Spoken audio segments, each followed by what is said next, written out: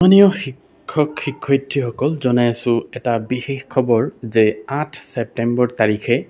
বিদ্যালয়সমূহত পালন কৰিব লাগিব এটা বিশেষ দিন হিচাপে যেহেতু অসমৰ এজন বৰেণ্য ব্যক্তি ডক্টৰ ভূপেন হাজৰিকাদেৱৰ জন্মৰ তাৰিখ আছিল 8 ছেপ্টেম্বৰ তো সেইদিনা ভূপেন হাজৰিকাদেৱৰ জন্ম জয়ন্তী হিচাপে পালন কৰিব লাগিব আৰু তাৰ কাৰণে বিদ্যালয়সমূহক এটা বিশেষ SOP দিয়া হৈছে আৰু সেই ধৰণে বিদ্যালয়সমূহে এই 8 ছেপ্টেম্বৰ দিনটো পালন কৰিব লাগিব তো কি কাম কৰিব লাগিব সবিহে মই দেখাই যাম তো আপোনালোকে চাই তো এইটো চাব পাৰিছে ষ্টেণ্ডাৰ্ড অপাৰেটিং প্ৰচিডিউৰ ইয়াতে বেলেগ অফিচৰ কাৰণে বেলেগ কাৰ্যসূচী দিয়া আছে district wise celebration of the birth centenary of the doctor Bhupen Hazarika তো এইটো district commissioner all district of Assam তেওঁলোকৰ কাৰণে বিদ্যালয়সমূহৰ কাৰণে কি আছে চাওক 2 নম্বৰত আছে guidelines for educational institutions government of Assam কি কৰিব লাগিব ফ্লোৰেল ট্ৰাইবুটছ টু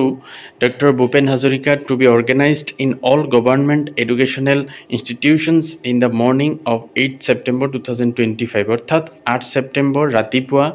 সকলো শিক্ষানুষ্ঠানত ভূপেন হাজৰিকাদেৱৰ যি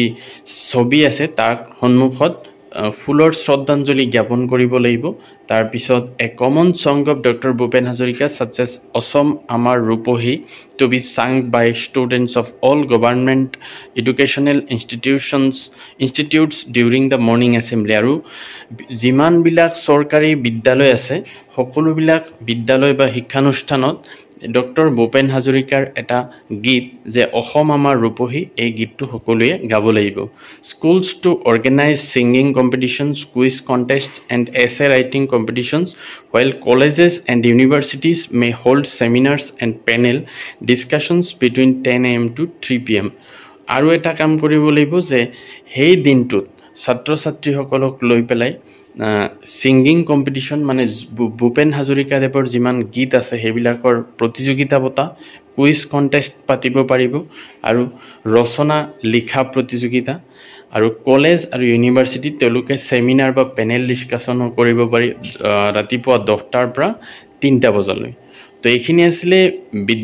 শিক্ষানুষ্ঠানসমূহৰ কাৰণে SOP এইখিনি শিক্ষানুষ্ঠানসমূহত কৰিব লাগিব 8 ছেপ্টেম্বৰ তাৰিখে তো আশা কৰো ভিডিওটো ভাল লাগিলে লাইক এটা কৰি দিব আৰু মোৰ চেনেলটো সাবস্ক্ৰাইব কৰি থব থ্যাংক ইউ